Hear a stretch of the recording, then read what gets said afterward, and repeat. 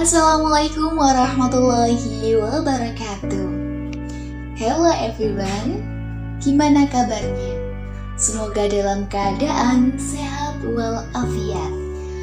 Oke, kali ini Rizky akan membahas satu topik, ialah menjadi sebaik-baik manusia. Sebaik-baik manusia seperti apa?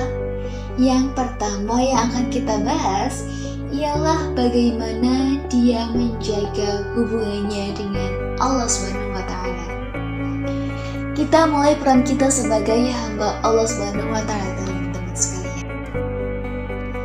Allah menciptakan kita bukan untuk main-main saja, tanpa ada tujuan yang jelas.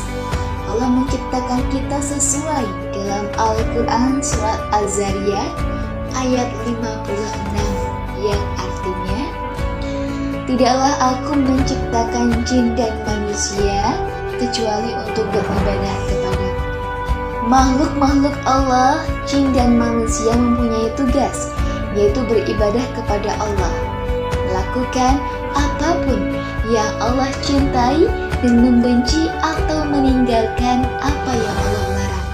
Itulah hakikat dari ibadah, teman-teman sekalian. Sehingga kalau kita menyadari bahwa segala kehidupan kita bisa bernilai ibadah, maka dalam segala perbuatan kita dimulai dengan mengucap basmalah, Bismillahirrahmanirrahim. Karena apa? Karena tidak ada orang yang mau bermaksiat diawali dengan basmalah. Ada nggak orang yang mau bermaksiat?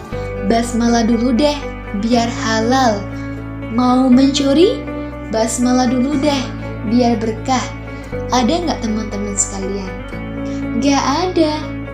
Jadi, supaya semuanya bernilai ibadah, diawali dengan niat. Innamal a'malu binniyat. Semoga apapun yang kita lakukan, apapun yang kita perbuat, bisa bernilai ibadah. Namun teman-teman sekalian, ibadah jangan diartikan yang sempit-sempit saja. Ibadah tidak hanya sekadar sholat, puasa, naik haji, baca Quran, ataupun mengaji. Ibadah ialah semua perbuatan yang Allah cintai, yang Allah ridhoi. Jadi, ketika kita sudah mengetahui tujuan hidup kita diciptakan oleh Allah ialah bagian dari ibadah, maka kita berusaha setiap apapun yang kita lakukan, berusaha untuk membuat Allah ridho kepada kita. Itu yang pertama, teman-teman sekalian.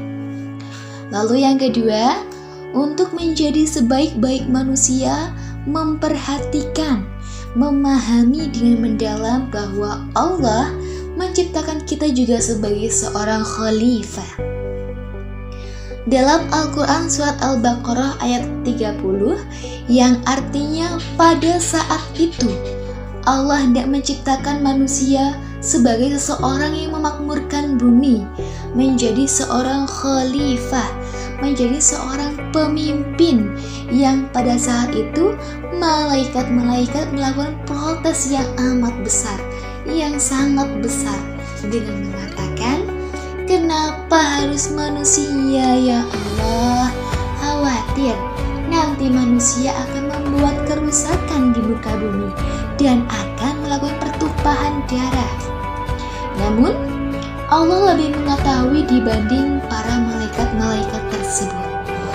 Allah hendak membuat ciptaan makhluk yang bernama manusia dilengkapi dengan akal, pikiran, dan hawa nafsu. Untuk apa? Supaya apa?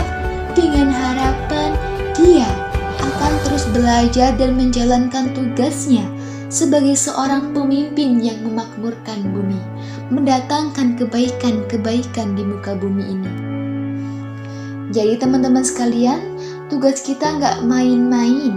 Selain untuk beribadah, kita ditugaskan untuk memakmurkan bumi, membawa kebaikan-kebaikan untuk kita dan orang-orang sekitar.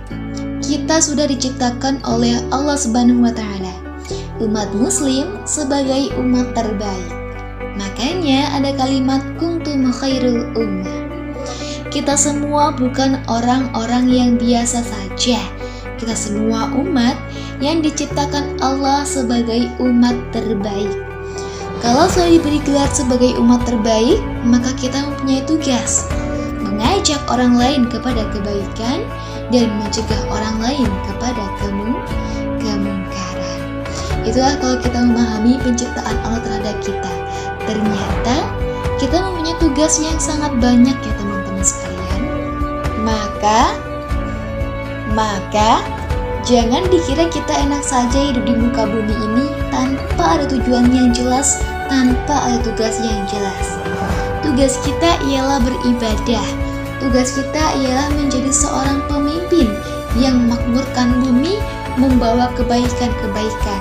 Dan yang ketiga, tugas kita ialah mengajak orang lain kepada perkara-perkara yang baik dan mencegah orang lain kepada perkara-perkara yang buruk. Jadi nggak bisa kalau engkau mengaku sebagai hambanya Allah, kemudian menjadi baik sendiri dan tidak peduli dengan orang lain. Tidak bisa teman-teman sekalian.